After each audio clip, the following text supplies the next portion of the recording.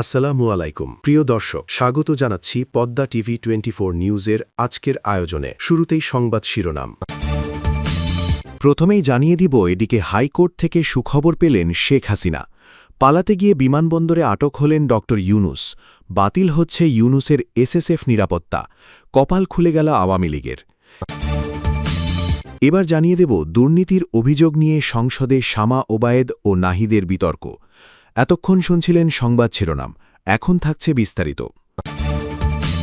বাংলাদেশের সাম্প্রতিক রাজনৈতিক ও প্রশাসনিক প্রেক্ষাপটে একাধিক গুরুত্বপূর্ণ ঘটনা একসঙ্গে সামনে এসেছে, যা দেশজুড়ে নতুন করে আলোচনার সৃষ্টি করেছে। এই ঘটনাগুলোর কেন্দ্রবিন্দুতে রয়েছেন শেখ হাসিনা, মোহাম্মদ ইউনুস এবং আওয়ামী লীগ। পাশাপাশি বিচার বিভাগ, প্রশাসন এবং রাজনৈতিক বাস্তবতা সবকিছু মিলিয়ে পরিস্থিতি একটি গুরুত্বপূর্ণ মোড়ে দাঁড়িয়েছে। হাইকোর্টের একটি পদক্ষেপকে কেন্দ্র করে নতুন করে আলোচনার সূত্রপাত হয়েছে। বিচারপতি রাজিকাল জলিলের নেতৃত্বাধীন একটি বেঞ্চ একটি গুরুত্বপূর্ণ বিষয়ে হস্তক্ষেপ করে সরকারের কাছে সরাসরি জানতে চেয়েছে, কেন বারবার সোনারেস্ট দেখানোকে অবৈধ ঘোষণা করা হবে না। আদালতের এই অবস্থানকে অনেকেই বিচার বিভাগের সক্রিয় ভূমিকার একটি উদাহরণ হিসেবে দেখছেন। এটি স্পষ্ট করে যে আদালত শুধুমাত্র নিষ্ক্রিয় পর্যবেক্ষকের ভূমিকা পালন করছে না, বরং প্রয়োজনীয় ক্ষেত্রে প্রশাসনিক সিদ্ধান্তের বৈধতা যাচাই করতেও এগিয়ে আসছে। এই ঘটনাকে ঘিরে একটি ধারণা তৈরি হয়েছে যে বিচার বিভাগের এই অবস্থান ভবিষ্যতে রাজনৈতিক ও প্রশাসনিক সিদ্ধান্তগুলোর ওপর প্রভাব ফেলতে পারে। বিশেষ করে যদি কোনো সিদ্ধান্তকে আইনগতভাবে প্রশ্নবিদ্ধ করা হয়, তাহলে তা সংশ্লিষ্ট পক্ষগুলোর জন্য বড় ধরনের চ্যালেঞ্জ তৈরি করতে পারে। এক্ষেত্রে হাইকোর্টের এই প্রশ্ন সরকারের ওপর একটি ব্যাখ্যা দেওয়ার দায়িত্ব তৈরি করেছে। নোবেলজয়ী ড মোহাম্মদ ইউনুসকে ঘিরে একটি গুরুত্বপূর্ণ ঘটনা সামনে এসেছে। দেশ ছাড়ার সময় বিমানবন্দরে ইমিগ্রেশন পুলিশের কাছে তাকে আটক করা হয়েছে বলে জানা গেছে। তাকে কড়া নিরাপত্তার মধ্যে বিমানবন্দরের ভেতরে নেওয়া হয়েছে। এই ঘটনাটি প্রশাসনের একটি বড় সিদ্ধান্তের ইঙ্গিত বহন করে, বিশেষ করে যখন তিনি একটি অন্তর্বর্তী সরকারের প্রধান উপদেষ্টার দায়িত্বের সঙ্গে যুক্ত ছিলেন বলে আলোচনায় এসেছে। এছাড়া ড ইউনুসকে ঘিরে প্রশাসনের আরও কিছু সিদ্ধান্ত নেওয়ার বিষয়ও সামনে এসেছে। তার নিরাপত্তা সংক্রান্ত বিষয়, বিশেষ করে এসএসএফ নিরাপত্তা বাতিলের মতো সিদ্ধান্ত তার বর্তমান অবস্থান এবং প্রশাসনের সঙ্গে সম্পর্কের পরিবর্তনের ইঙ্গিত দেয়। এটি বোঝায় যে তার প্রতি সরকারের দৃষ্টিভঙ্গিতে একটি পরিবর্তন ঘটেছে এবং সেই অনুযায়ী প্রশাসনিক ব্যবস্থা নেওয়া হচ্ছে। এই প্রেক্ষাপটে বলা হচ্ছে, ড ইউনুস ভবিষ্যতে আইনি প্রক্রিয়ার মুখোমুখি হতে পারেন। যদিও এ বিষয়ে বিস্তারিত কিছু প্রকাশিত হয়নি, তবে প্রশাসনিক পদক্ষেপগুলো থেকে বোঝা যায় যে বিষয়টি গুরুত্ব সহকারে বিবেচনা করা হচ্ছে। এর ফলে দেশের রাজনৈতিক ও সামাজিক অঙ্গনে একটি নতুন মাত্রা যুক্ত হয়েছে। এই ঘটনাগুলোর সঙ্গে সমান্তরালে আওয়ামী লীগ এর অবস্থান নিয়েও নতুন করে আলোচনা শুরু হয়েছে। দলটির ওপর আরোপিত নিষেধাজ্ঞা প্রত্যাহার হতে পারে কিনা, এই প্রশ্ন এখন রাজনৈতিক অঙ্গনে গুরুত্ব পাচ্ছে। হাইকোর্টের সক্রিয় ভূমিকা এবং প্রশাসনিক পরিবর্তনের প্রেক্ষাপটে এই বিষয়টি নতুন করে আলোচনায় এসেছে। এই পরিস্থিতিতে অনেকেই মনে করছেন, যদি আইনি ও প্রশাসনিক প্রক্রিয়ার মাধ্যমে কোনো পরিবর্তন আসে, তাহলে তা আওয়ামী লীগের জন্য ইতিবাচক হতে পারে। এতে দলটির রাজনৈতিক কার্যক্রম পুনরায় সক্রিয় হওয়ার সুযোগ তৈরি হতে পারে। যদিও এ বিষয়ে এখনও কোনো চূড়ান্ত সিদ্ধান্ত হয়নি, তবে আলোচনার গুরুত্ব ক্রমশ বাড়ছে। শেখ হাসিনার সম্ভাব্য প্রত্যাবর্তন নিয়েও আলোচনা চলছে। দেশের রাজনৈতিক পরিস্থিতি যদি অনুকূলে আসে এবং আইনি জটিলতা দূর হয়, তাহলে তার দেশে ফেরার সম্ভাবনা নিয়ে আলোচনা আরও জোরালো হতে পারে। এই বিষয়টি আওয়ামী লীগের ভবিষ্যৎ কৌশলের সঙ্গেও সরাসরি সম্পর্কিত। এই প্রেক্ষাপটে একটি বিষয় স্পষ্ট, বাংলাদেশের রাজনীতি বর্তমানে একটি পরিবর্তনশীল অবস্থার মধ্যে রয়েছে। বিচার বিভাগ, প্রশাসন এবং রাজনৈতিক দলগুলো সবাই নিজেদের অবস্থান নতুন করে নির্ধারণ করার চেষ্টা করছে। এর ফলে সামগ্রিকভাবে একটি রূপান্তরের ইঙ্গিত পাওয়া যাচ্ছে। সবশেষে বলা যায়, হাইকোর্টের পদক্ষেপ, ড ইউনুসকে ঘিরে প্রশাসনিক সিদ্ধান্ত এবং আওয়ামী লীগের সম্ভাব্য পুনরুজ্জীবন, এই তিনটি বিষয় মিলিয়ে একটি গুরুত্বপূর্ণ রাজনৈতিক চিত্র তৈরি হয়েছে। এখানে প্রতিটি পদক্ষেপ পরবর্তী ঘটনা প্রবাহকে প্রভাবিত করতে পারে। তাই পরিস্থিতি কোন দিকে যাবে তা নির্ভর করবে আইনি প্রক্রিয়া, প্রশাসনিক সিদ্ধান্ত এবং রাজনৈতিক কৌশলের ওপর। বাংলাদেশের রাজনৈতিক ইতিহাসে এমন পরিবর্তনের মুহূর্ত নতুন নয়, তবে প্রতিবারই তার নতুন বাস্তবতা তৈরি করে। বর্তমান পরিস্থিতিও তেমনই একটি সম্ভাবনার দ্বার খুলে দিয়েছে, যেখানে প্রতিটি সিদ্ধান্ত ভবিষ্যতের পথ নির্ধারণে গুরুত্বপূর্ণ ভূমিকা পালন করবে।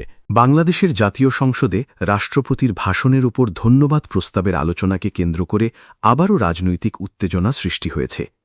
বিশেষ করে অন্তর্বর্তী সরকারের সময়কার দুর্নীতির অভিযোগ নিয়ে মুখোমুখি অবস্থানে দাঁড়ান পররাষ্ট্র প্রতিমন্ত্রী শামা ওবায়দ ইসলাম এবং বিরোধী দলীয় চিফ হুইপ নাহিদ ইসলাম।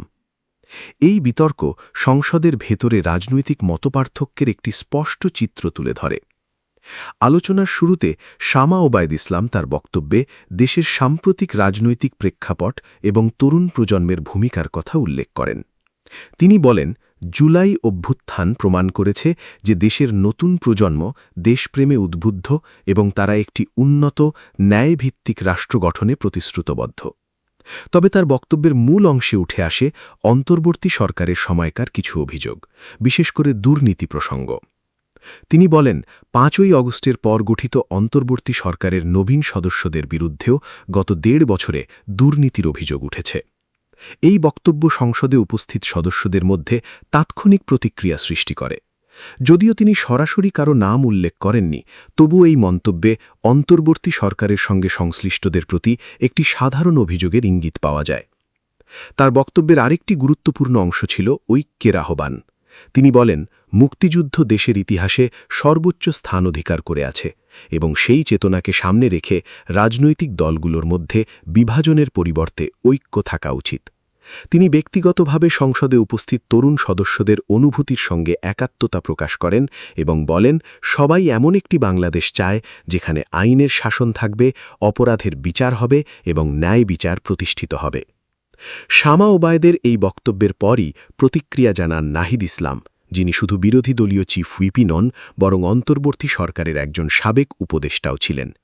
তিনি সরাসরি এই অভিযোগের জবাব দেন এবং বলেন, সংসদে যেহেতু দুর্নীতির মতো গুরুতর অভিযোগ তোলা হয়েছে, সেক্ষেত্রে এর পক্ষে প্রমাণ উপস্থাপন করা জরুরি। নাহিদ ইসলাম তার বক্তব্যে স্পষ্ট করে বলেন, তিনি নির্বাচনের অনেক আগেই অন্তর্বর্তী সরকারের উপদেষ্টার পদ থেকে পদত্যাগ করেছিলেন। পাশাপাশি তিনি উল্লেখ করেন, বর্তমান সরকারের গুরুত্বপূর্ণ পদে থাকা ব্যক্তিরাও সেই সময় অন্তর্বর্তী সরকারের অংশ ছিলেন। তার বক্তব্যের মাধ্যমে তিনি বোঝাতে চান যে কোনো নির্দিষ্ট ব্যক্তিকে লক্ষ্য করে অভিযোগ না এনে সামগ্রিকভাবে অভিযোগ তোলা হলে তা বিভ্রান্তি সৃষ্টি করতে পারে। তিনি আরও বলেন, তার বিরুদ্ধে যদি কোনো নির্দিষ্ট অভিযোগ থাকে তাহলে সেটি স্পষ্টভাবে তুলে ধরা উচিত, অন্যথায় এ ধরনের মন্তব্য সংসদের পরিবেশকে অপ্রয়োজনীয়ভাবে উত্তপ্ত করে তোলে। তার এই অবস্থান সংসদীয় জবাবদিহিতার একটি গুরুত্বপূর্ণ দিক তুলে ধরে, যেখানে অভিযোগের সঙ্গে প্রমাণের সম্পর্ক অত্যন্ত গুরুত্বপূর্ণ। এই সময় সংসদের পরিবেশ কিছুটা উত্তপ্ত হয়ে উঠলেও পরিস্থিতি নিয়ন্ত্রণে আনেন স্পিকার হাফিজ উদ্দিন আহমেদ। তিনি বলেন, শামা ওবায়দ ইসলাম তার বক্তব্যে কারণ নাম উল্লেখ করেননি। এর মাধ্যমে তিনি বিতর্কের মাত্রা কমানোর চেষ্টা করেন এবং সংসদের শৃঙ্খলা বজায় রাখার আহ্বান জানান। স্পিকারের এই মন্তব্য একটি গুরুত্বপূর্ণ দিক নির্দেশ করে।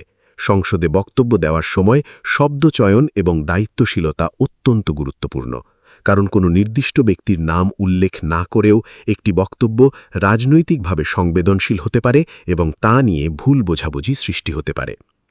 এই পুরো ঘটনাটি বাংলাদেশের বর্তমান রাজনৈতিক বাস্তবতার একটি প্রতিফলন। এখানে দেখা যায় অতীতের প্রশাসনিক কার্যক্রম, বিশেষ করে অন্তর্বর্তী সরকারের সময়কার কর্মকাণ্ড এখনও রাজনৈতিক বিতর্কের বিষয় হয়ে রয়েছে।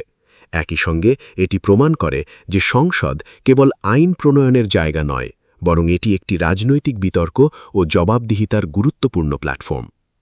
এখানে আরেকটি বিষয় লক্ষণীয়, দুই পক্ষই মূলত দেশের উন্নয়ন, আইনের শাসন এবং ন্যায় বিচারের পক্ষে কথা বলেছেন। তবে তাদের দৃষ্টিভঙ্গি এবং রাজনৈতিক অবস্থান ভিন্ন হওয়ায় একই বিষয়কে তারা ভিন্নভাবে ব্যাখ্যা করছেন। এই পার্থক্যই সংসদীয় রাজনীতির স্বাভাবিক বৈশিষ্ট্য। সবশেষে বলা যায়, শামা ওবায়দ ইসলাম এবং নাহিদ ইসলামের মধ্যে এই বিতর্ক শুধু একটি নির্দিষ্ট অভিযোগকে কেন্দ্র করে সীমাবদ্ধ নয়, বরং এটি বৃহত্তর রাজনৈতিক প্রেক্ষাপটের অংশ।